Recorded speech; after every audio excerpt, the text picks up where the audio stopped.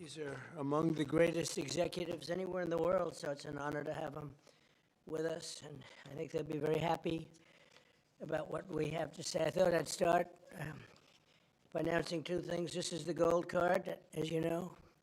The Secretary of Commerce and myself and some others have been working on it for quite a while. And Howard, how much have we sold in a few days? $1,300,000,000 worth in a matter of a couple of days. That's essentially, it's the green card on steroids. And it's a pathway, and it's been an amazing thing. And as you know, millions of people pour into our country from the border. And not anymore, they don't know, nobody comes in actually anymore. But under the Biden administration, 25 million people came in, and they came from prisons and mental institutions, and they were drug dealers, and all sorts of people came in that shouldn't be here. They came from the jails all over Venezuela, all over the world, the Congo. And now when they come in, they have to pay $1 million. And we've had a tremendous surge, and you're going to be happier than anybody because when you go to Harvard and the Wharton School of Finance and all of the great schools and you want to hire somebody and then you find out that, I'm sorry, they can't stay in our country for more than 24 hours. They graduate from the top schools. These people want to hire them. Now you're able to buy a card, and you're able to keep people in the country. They can't keep people in the country, and they go to Canada, they go to other countries. A lot of times they go to Canada even though they work for the companies behind me. So now you're able to buy, the companies are able to buy the card and use it for people coming in to our country so they can stay in our country instead of being immediately shipped out after graduating.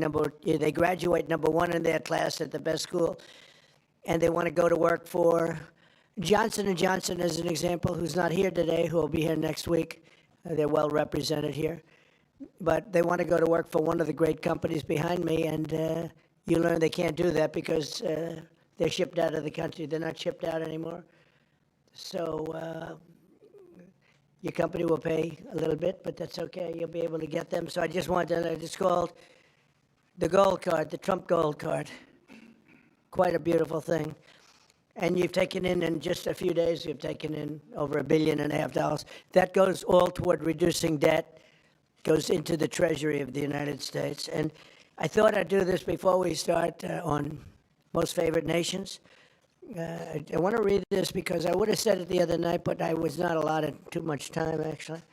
We had a couple of brand new shows opening, and I understand that. But I do want to say, and some people say, oh, you shouldn't say it. It sounds negative. To me, I think it sounds positive. The only reason our unemployment tucked up and went up to 4.5%, which it went up to 4.5%, which is quite a low number, but still, is because we are reducing the government workforce by numbers that have never been seen before. In other words, government jobs are way down. And as you know, we don't need 10 people to fill one job, which is what we had in government in many cases. So the government workforce, by numbers that have never been seen before, has been reduced very substantially, and it will continue to be reduced. 100% of our new jobs are in the private sector. So this is for the last number of months. Think of that, 100%. Are you shocked to hear that? That's the way to make America great again, what do you think, right? It's the only way. 100% of new jobs are in the private sector. And I could reduce unemployment to 2%, 1%, or practically zero by just hiring people into the federal government, even though those jobs are not necessary, which is what we had before. We had millions and millions of people having jobs that they never even showed up. So I wish that the media would report that the 4.5% is an amazing number. And again, if they don't report it, I guess maybe I'll just let some people go into the federal workforce. It'll look really wonderful. And what we're doing is the only way you can do it to make a country great. You can't have the government jobs, you have to have the private sector jobs. And these are among the biggest hires of private sector. So we have reduced the federal workforce by a tremendous hundreds of thousands of people, and that reflects in unemployment, but that will be used up very quickly, and we've 100% of the new jobs, which, by the way, it's a record-setting number of jobs, too, is in the private sector. And I think that'll get even stronger when these buildings being built all over the country, of which they're building some, too. But AI and auto plants and everything else, they're being built all over the country. When that happens, your numbers will be even better. But I would like you to report it the way it is. We don't do the federal workforce jobs. We're reducing that very substantially.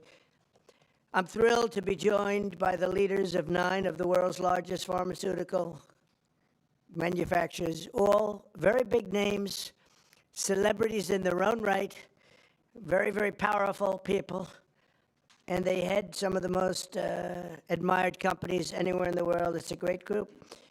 To announce that they've agreed to offer many of their flagship drugs, really all of their flagship drugs, at heavily discounted, most favored nations prices. In other words, whatever the drug sells for over the world, in the world, whatever the lowest number is, if it's Germany, if it's in UK, anywhere, we will match that price. Right now, sometimes it's 10 times higher.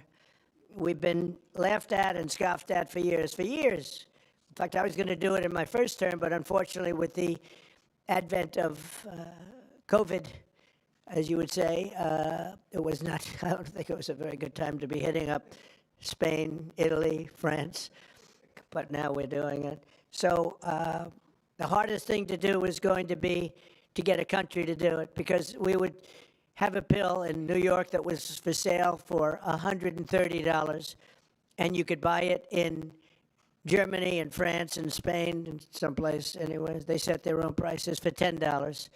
So we'd pay 10 or 13 times more, pay 5 times more, pay all different prices. Now, whatever the lowest price is. Now, the pharmaceutical companies were difficult, but they also love our country. They knew it was unfair. And they were great. I appreciate it. But the bigger problem was going to be the countries. How are you going to get the countries to do it? And we told them, if you don't do it, we're going to have to use tariffs, and we're going to charge you a 10% tariff, which is far more money than the money we're talking about. And they immediately agreed to do it. So we have all the foreign countries agreeing to do it. If we didn't have the use of tariffs, we would never be able to do this.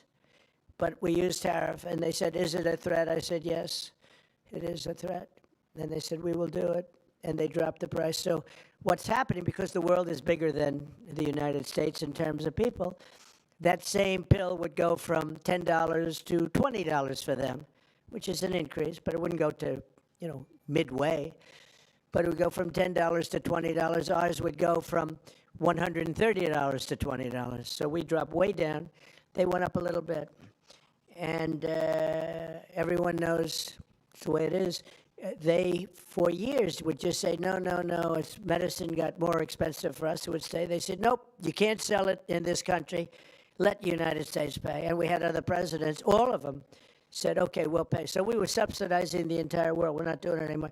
This is the biggest thing having to do with drugs in the history of the purchase of drugs. And I don't think the maybe press will treat it as a story. This is the biggest front page story that you'll ever see. This is a huge bearing, too, on the healthcare, because a big part of healthcare is drugs, pharmaceuticals, right, Oz? And this will have a tremendous impact on the reduction of healthcare. The biggest impact is going to be that the money should be paid not to the insurance companies, directly to the people, and the people will buy their own healthcare. So we're going to be working that. The problem is that the Democrats are very much controlled by the insurance companies that make all that money, but we're not going to let that happen. Starting next year, American drug prices will come down fast and furious, and will soon be among the lowest in the developed world. So in other words, whatever the lowest price for a certain drug, of which these companies make much of it, whatever the lowest price is, that price will come down to that price. So we will get the lowest price anywhere in the world. If they're lower in England than they are in Germany, we take the England price. As of today, 14 out of 17 largest pharmaceutical companies have now agreed. 14 out of 17. Oh, those three companies, oh, they're in deep trouble. But actually, they've agreed because I think those three companies are coming in at a different time next week. So they've agreed. Johnson & Johnson is one of them, right? After the holidays. Why? They couldn't do it faster? No, we're going to be talking about Trump RX. Oh, okay. Trump RX. Trump RX is doing well. As of today, 14 out of the 17 largest pharmaceutical companies, but they've all agreed, have now agreed to drastically lower drug prices for their American patients, for the American people and patients. This represents the greatest victory for patient affordability in the history of American healthcare by far. And every single American will benefit. So this is the biggest thing ever to happen on drug pricing and on healthcare. This will have a tremendous impact on healthcare itself. I want to thank Sanofi CEO Paul Hudson. Paul? Hi, Paul. I hope they have you in some order. I'll be checking. Alphabetical, yes, but Okay, well, we'll do the best we can. Thank you, Paul. Great company, by the way. Novartis CEO Vas Narasimhan. Thank you very much, Vas. Great job. Genentech CEO Ashley Megaragri. Where are you, Ashley? How are you? Hi. Thank you very much. Great companies. Behringer Ingelheim President John Michael Bors. John Michael, thank you very much. Gilead CEO Dan O'Day. Dan? Thank you, Dan. Great job. That's a good company. Bristol Myers Squibb Executive Vice President Carrie Gallman. Carrie? Thank you, Don. Thank you very much. GSK CEO Emma Wormsley. Emma? Thank you very much, Emma. Great job. Merck CEO Rob Davis. Great company. Thank you. Great company. How long have you been CEO? Almost 5 years. Very good. You're doing a good job. And Amgen Executive Vice President and CFO Peter Griffith. Peter? Thank you, Peter, very much. Thank you very much. You okay? Fake news. We want you to be healthy. Are you all right? The camera's not okay, but she's okay. That's more important. We have good medicine for you if you need some medicine. One of them can take good care of it. We're also joined by Secretaries Robert F. Kennedy, Jr., Howard Lutnick, Ambassador, and really some incredible ambassadors, Administrator of the Centers for Medicare and Medicaid Services, Dr. Mehmet Oz, and the FDA Commissioner, Marty McCary. They're doing a phenomenal job. Thank you, fellas. Good job. For decades, Americans have been forced to pay the highest prices in the world for prescription drugs by far, not just a little bit. We were like a whipping post, the United States, and it's just been 4% of the world's population. We have 4% of the world's population, and consumers pay only 13% of all prescription drugs, yet pharmaceutical companies make 75% of their profits. Think of that. So we have 4% of the population, 13% of prescription drugs, and yet the people behind me, who are wonderful people, make 75% of their profits from the American customer. So they understood that better than anybody, that we have to do something. That's why I signed an executive order instructing my administration to do everything in its power to slash prescription drug prices for Americans while getting other countries to pay more. And we don't want more, we want this fair. We want to pay the same thing. They used to blame it, remember, on research and development. And I said, well, research and development for everybody. And everybody understood it. As a result, the United Kingdom's National Health Service agreed to pay the fair share for prescription drugs for the first time in 26 years. And we expect other countries in Europe will do the same. And if they don't, we're going to put tariffs on them, and we'll get the same amount of money plus. We'll take a nice return on the money. We signed historic agreements with Pfizer, Eli Lilly, AstraZeneca, Novo Nordisk, and EMD, Serrano, to reduce prices by 300, 400, 500, 600, and even 700%, and sometimes even more than that.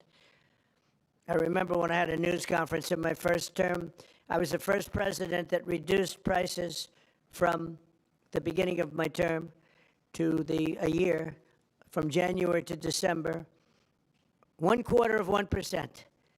And I thought it was the greatest thing because it's the first one in 28 years. Now we're talking about numbers that are so incredible. 0.25%, think of that. I was proud of it because it hadn't happened in 28 where drug prices went down. Well, now you're going to see numbers that nobody would believe possible. Think of that. 500, 600, 700, 800%. Today we're building on these accomplishments. The companies assembled in this room have agreed to offer all of their drugs to Medicaid and most favored nations pricing. You're going to get most favored nations pricing, meaning they're going to pay our country the lowest price paid anywhere in the world. And they will list their most popular drugs on TrumpRx.gov. TrumpRx.gov. And I didn't name it that. Somebody named it that. And I guess they assumed that was, did you name it, Oz, or Bobby name it? We all named it together. Okay, well, I'm honored to have the name. And so far, that's turned out because the numbers are so incredible. It's an honor. And you're going to get massive discounts to all consumers. So massive discounts will be not even offered. It's just going to be a fact. All consumers will get massive discounts. That's TrumpRx.gov. Every new drug produced by these companies in the future will permanently be offered to American patients at most favored nation prices. You know, people used to talk about that for years, but nobody ever did anything about it. No other president did. And it wasn't easy, but it worked out great, and I'm so proud of the people behind me. As an example of the price reductions we have secured through these new agreements, Santa Fe will cut the cost of its blood thinner, Plavix, from $750 to less than $16. Wow. Where's Santa Fe? Where are you? What? That's incredible, huh? Could have gone to $17, maybe. That's amazing. And you're going to do tremendous business. You're going to do much more business. So that's coming from $750, think of that, $750. And that's the number one blood thinner. I don't want to know about that. I take an aspirin. To less than $16, think of that. Bristol Myers Squibb, great company, both great companies, will cut the price of HIV medication, Raytaz, from nearly $1,500, $1,500 to $217. And it will cut the cost of hepatitis B medication, Baraclude, from $1,400 to $413. Gilead will cut the hepatitis C medication, Epclusa, from nearly $25,000 to less than $2,500. And all prices are like that because we're bringing them down to the world's lowest price, everything. And these people really are pioneers. What they're doing is so great. And in the end, they're going to do much more business, and I think it's going to even out for them as a company. The countries will have to pay more, but even for them, because of the fact that the world is quite a bit bigger, it won't be very severe, I hope. I also want to thank these companies and their incredible executives for their generous contribution to American national security, because it's really what it is. It's, to a large extent, national security in addition. You can't continue to pay 13, 14 times more than other countries and think you're going to have security. Collectively, they will invest over $150 billion to build up domestic pharmaceutical manufacturing in America. They're going to be, because of tariffs, they're coming in, and I think because of the love of our country, and maybe because of the November 5th election, But because of tariffs, they're going to be coming in. They're building already. Just about all of them have started. They're building their plants in all states all over the country, and they're building incredible pharmaceutical plants. We're going to have close to 100% of our pharmaceuticals in a very short period of time made in the USA. As part of these agreements, Merck will also donate 3.5 tons of antibacterials to be placed in America's strategic reserve. Thank you very much. GSX will donate over 200 pounds of ingredients to make rescue inhalers, which is a big deal, and Bristol Myers Squibb will donate 6.5 tons of blood thinners. We appreciate it. Such amazing companies. Every president for a generation has promised to reduce drug prices, but they were talking about a little bit like that. I am the only one of them to ever even think in terms of favored nations, and that's what this is. Favored nations. It's called most favored nation. We are now a most favored nation. I want to thank the leaders in the room, and I also want to thank the leaders of all of the countries that had to pay a little more so that we were treated fairly. I really do. I want to thank the leaders of countries. And they knew the alternative was not much of an alternative, because if they didn't do it, we were going to charge them tariffs, and the tariffs would have been much more severe than what they did. But they did do it as soon as they realized about the tariffs. Then they did it very easily. Now they're very good people. Let's start with Amgen's Executive Vice President, who I already introduced, and I introduced the people here. So I'd like to ask Bobby and Oz to say a few words, and also I'd like to ask if anybody would like to speak on behalf of your company, or just say how great this country is doing. And you're all building tremendous facilities now in the United States instead of other countries that we all know about. But if you'd like to say something. So Oz, do you want to start? And Bobby? Thank you, Mr. President. Thank you very much. Mr. President, he gets taller with time here. Mr. President, each of the 9 CEOs will speak very briefly about what they have done, because it is a patriotic effort. This is affordability in action. We talk about it in abstract, but this is not an abstract concept. This is a very concrete, tangible, personal reality, because we've got moms with sick children who cannot afford their medications. Working families cannot make ends meet. Seniors on fixed income. We have 80 million people who have to pay more than $100 a month for their prescriptions. They just can't keep up. So this is a hardcore approach to this, driven by a bold leader who's taken bold action. With that bold action, we've now created a standard for the industry. The 9 leaders behind us run the biggest pharmaceutical companies in the world. They're joining 5 other companies that have been through this White House process over the last 2 months. I want to make sure you appreciate that it doesn't happen with just the people in the room. They're wonderful individuals: Chris Klump, Inma Hernandez, John Brooks, Theo Merkel, Corey, Heidi. A lot of folks worked their tails off to make this happen, and that's why we've gotten to the finish line. The prices that President Trump left to the next administration on pharmaceuticals have gone up 25% until the president took office. We are reversing that trend and making sure that Americans can afford to get the life-saving solutions. Because if these brilliant innovators create solutions to cancer, hypertension, hepatitis, and a bunch of other viruses, illnesses that have been lethal throughout human history, but you can't afford them, then we're not treating you fairly. And that's why what the president has done is so critically important. He mentioned quickly the amount of money that they've contributed towards our strategic stockpile and to building in this country. But fundamentally, the health of the American people will benefit because this president took bold action. And from my personal position, I couldn't do anything I do without Secretary Kennedy, who just does not take no for an answer and will call me even more than the president does to make sure things happen right. Mr. Secretary. Even more. That's not nice. I don't think that's true.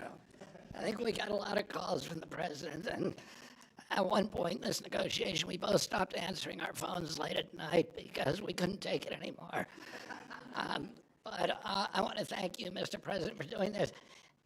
President Trump, when he was up here a moment ago, talked about how historic this is and how every one of the news outlets in here ought to have World War III-size headlines about this. And I was reminded about how astonishing this achievement is. a couple of days ago when one of my sons, 29 years old, very, very left-wing Democrat, and disagrees with a lot of the policies of this administration. He called me and he said, Dad, I want to tell you how proud I am about this. This is the best achievement that could happen to our country. This is something Bernie Sanders has been clamoring for 25 years. Elizabeth Warren has been clamoring for. Joe Biden promised the American people. President Obama, President Clinton all promised to do this for the American people. All of them expressed their outrage, their indignation that we are paying 1/10 in some cases the price of drugs that they're selling in Europe. We developed them here. We manufactured some of them in New Jersey. We were paying $1,300 for a drug manufactured in New Jersey. The same drug manufactured in the same plant was being sold for $88 in London. And everybody recognized how unfair this was. We were paying for all the innovation in this country. And yet, the rest of the world was free riding on it. And President Trump told me and Dr. Oz at the beginning of this term, this is what I want you to do. And he leaned on us. I think both of us were very skeptical at that point that it could be done.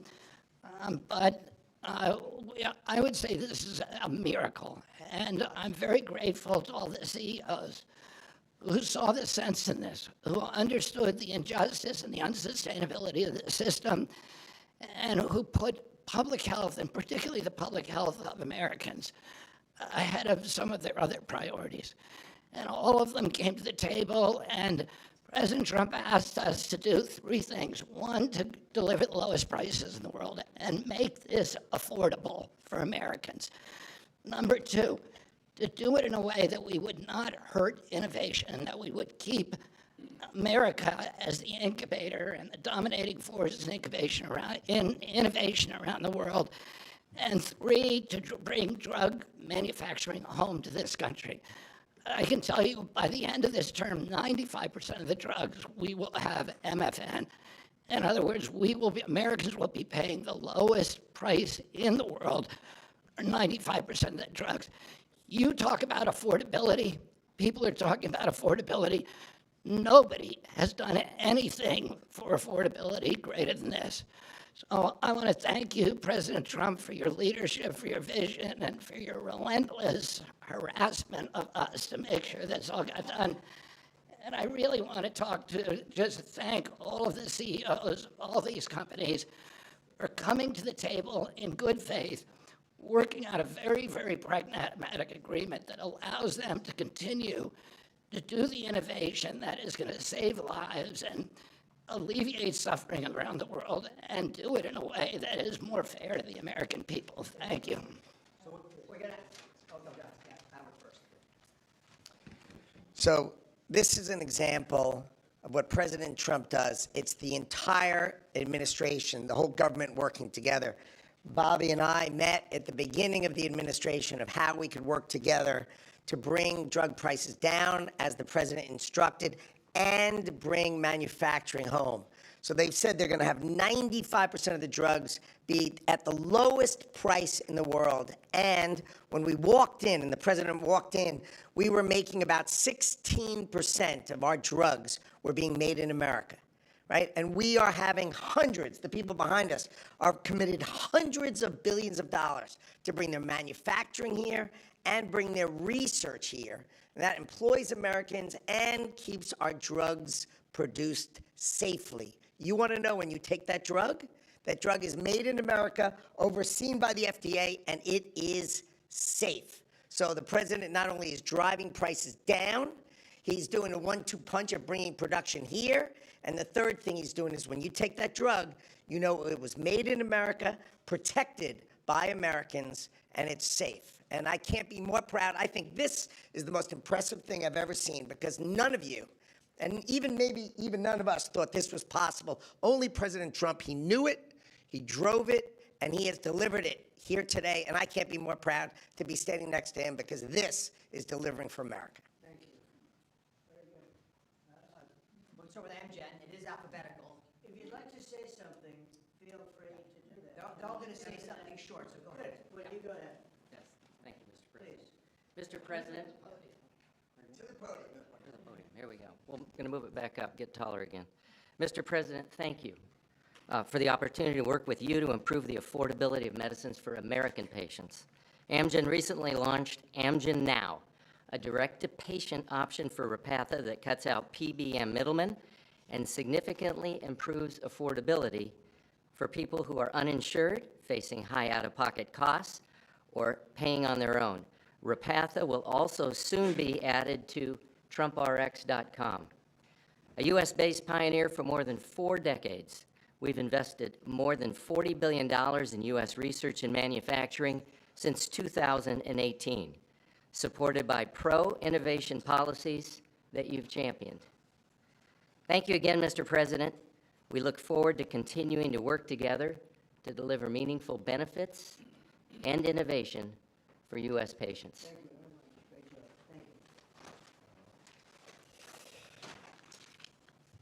Thank you, Mr. President. Jean-Michel Boers from Boehringer Ingelheim. It's a true honor to be here for an agreement that we believe will make a true difference for American patients. For 140 years, Boehringer Ingelheim, a family-owned company, has been committed to improving health and outcomes to save lives of patients. With today's agreement, we believe that we have actually struck the delicate balance that there is to protect America's leadership in research and innovation, and at the same time ensure that patients pay a fair price for their medicines. So from rare diseases in oncology or pulmonary fibrosis, where we do research into chronic diseases, diabetes, chronic kidney disease, obesity maybe in the future, I will go quick. We will continue to work for the American patients. We are onshoring manufacturing to the U.S. to very rapidly, within the time of this administration, have the majority of our products produced in the U.S. Thank you, Mr. President. Thank you, Mr. President. Bristol Myers Squibb is an American company that for more than 6,500 years has been protecting and extending American lives. And today I'll make 2 very brief announcements. One, we are very proud to announce that we will provide Eliquis, our #1 prescribed medicine, to Medicaid for free.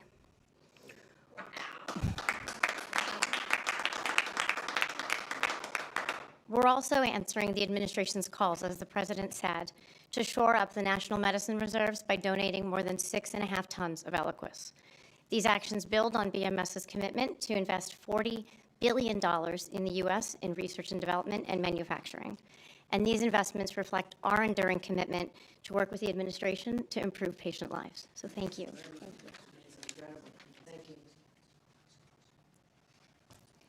Thank you, Mr. President, for shining a light on the importance of our innovation and getting all countries to pay for this innovation. I'm proud to represent Genentech, America's first biotech company.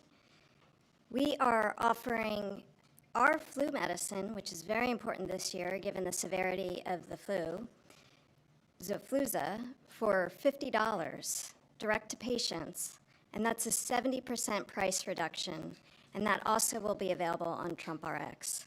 We're also very proud of our $50 billion investment in U.S. manufacturing and new research labs.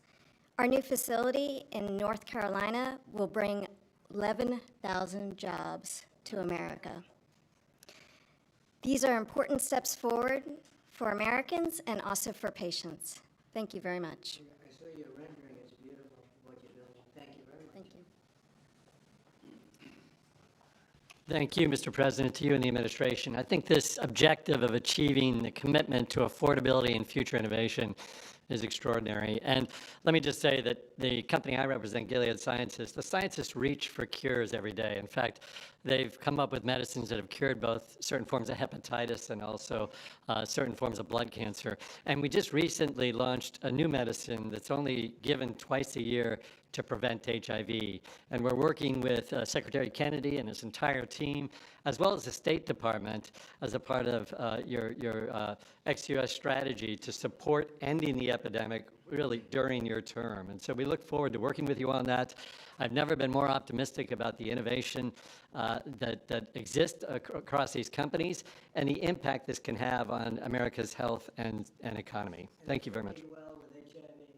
Yeah, this That's a big event. it literally prevents HIV almost 100% given twice a year. And so the America First State Department strategy, we've partnered with them, and we're also partnering with Secretary Kennedy and his team. Thank you very much. GSK cares deeply about improving the affordability of medicines, which is why today we're announcing for the 40 million Americans who live with asthma or COPD, we're going to be significantly lowering the cost of the medicines they rely on to breathe more easily every day. We're going to be going direct on 8 of our core medicines with deep discounts, and we're investing in American health security by donating the ingredients that go into rescue inhalers like this one so that people can access them when they need them. This triple win is on top of our commitment to invest $30 billion in American manufacturing, American research, American technology, and American talent. And all of this to do the right thing for American patients, whether that's John in North Carolina, who says he can now visit with his granddaughters without worrying whether will have to struggle for breath, or Marsha in Kentucky, who says if her asthma inhaler is cheaper, she can properly celebrate with her family this holidays. Mr. President, thank you so much for your ambition for American patients and for the partnership of all of your teams so we get ahead of disease together. Thank you very much. Mr. President, as the others have said, I just want to say thank you for your leadership. I reflect on your goal of driving affordability and access to Americans, but equally getting prices up outside the United States, and we're 100% supportive of your actions. As many of the colleagues have talked about, I represent Merck, and we also are looking to what we can do on TrumpRx.gov. In addition to bringing in our diabetes drugs, one of the things I just wanted to highlight, we have a novel oral cardiovascular drug, which has an opportunity to meaningfully lower LDL and really still go after what is the leading cause of death in the United States, which is cardiovascular disease, kills 1 million people in the United States annually. And thanks to TrumpRx.com, you will not only be able to get this pill and have an easy-to-take pill, but it'll be easy to get and it'll be affordable. So I appreciate your leadership and look forward to continuing to partner with you. Thank you. Great company. Thank you very much. Mr. President, my name is Vas Narasimhan, CEO of Novartis. Novartis is a 250-year-old company, and today we're the global leader in bringing advanced technologies to patients in the United States around the world, technologies like radioligand therapies and cell and gene therapies. What I want to highlight to you is we're bringing the manufacturing of these technologies to the United States now. We've committed to build 9 new facilities. 7 of them we already have a groundbreaking for. Dr. Makari was with me in North Carolina. We were opening up 4 new plants. Our plan is to scale manufacturing here and ensure all our critical medicines, including these most advanced technologies, are made here in the United States for U.S. patients. Thank you very much. So first of all, thank you, Mr. President. I think you've convened on an extremely important subject and made more progress than perhaps anybody ever thought was frankly possible.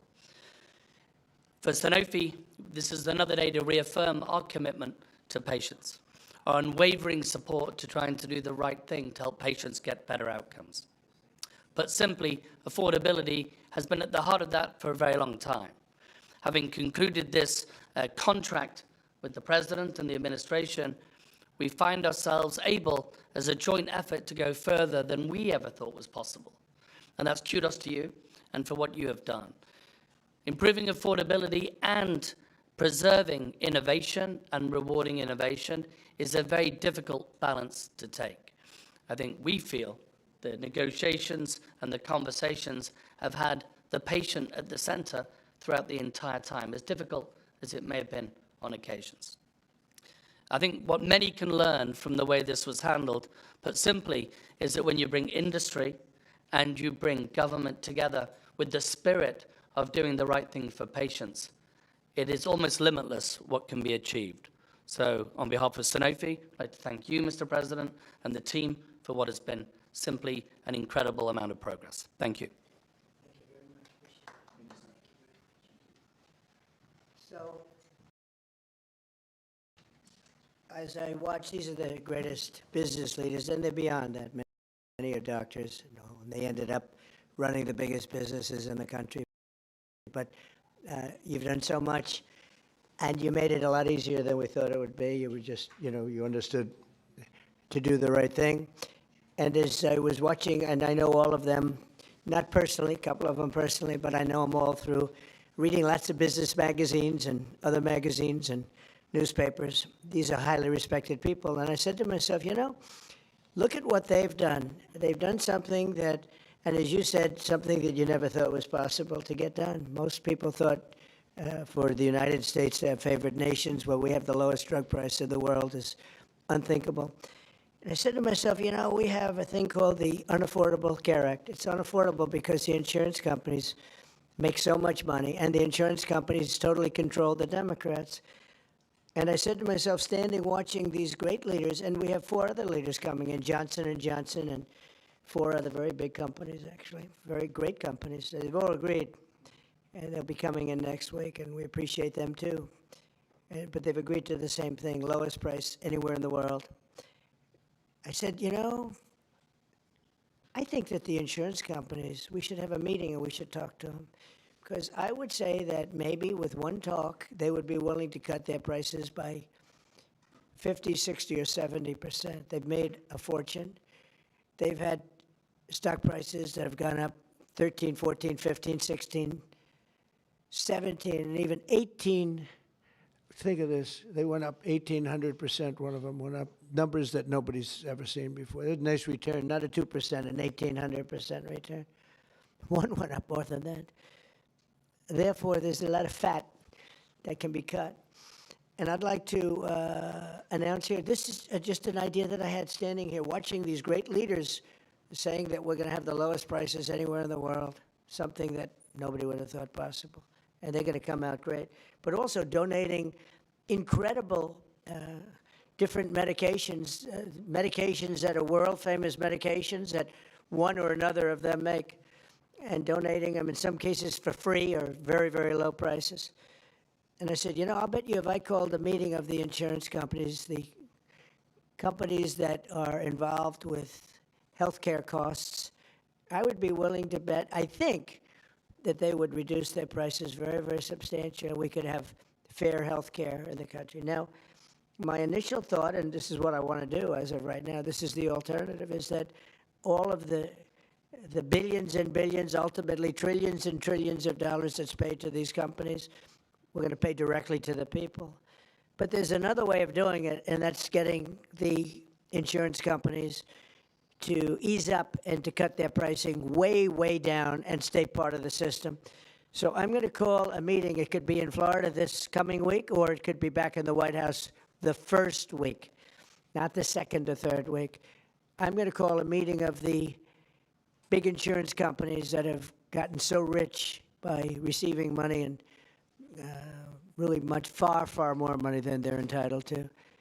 And I have a feeling maybe if they would act like these incredible, brilliant, responsible citizens behind me, people that love our country, and they love the world. I mean, frankly, these are international companies for the most part.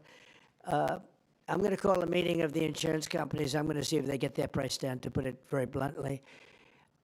And I think that is a very big statement. And what happened here is the biggest statement of all, because nobody thought a thing like this was possible. And I think based on that, I won't even take questions today, because there's no way I can take questions that are anywhere comparable to what you just witnessed. You just witnessed drug prices that will go down at levels never thought even possible, Marty, right? Never thought even possible. And I think that the second biggest part of this meeting is going to be the fact that I'm going to call in the insurance companies that are making so much money, and they have to make less, a lot less.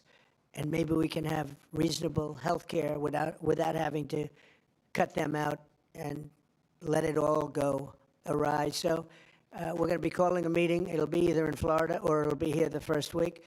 And I'd prefer not talking and asking questions, only for the reason that this is such a big announcement, meaning what these people have said and what the other 4 companies are going to say, which is exactly the same thing, that I really don't want to soil it up by asking questions, even questions that are very fair questions that I'd love to answer. So I think we have to just stop right here. I really appreciate the fact that these companies came here. These, again, you know, a lot of the media's not aware, not really cognizant of the people standing behind me. These are the biggest executives in the world. And what they're doing today is monumental. And I want to stand it on that. And I'll see you later if you'd like. But I don't want to be asking questions having to do with anything else. I do want you to remember what I said about the 4.5%. We took 100% of the new workers was in the private sector, and we've cut tremendous numbers of government jobs. And that's why, if you look at our numbers, they're so good. Also, more than, I don't know if you've read this, came out a week ago, more than 50% of our trade deficit was cut. We cut it more than 50% in a period of a few months. Nobody thought any of these things were possible. Thank you very much, everybody.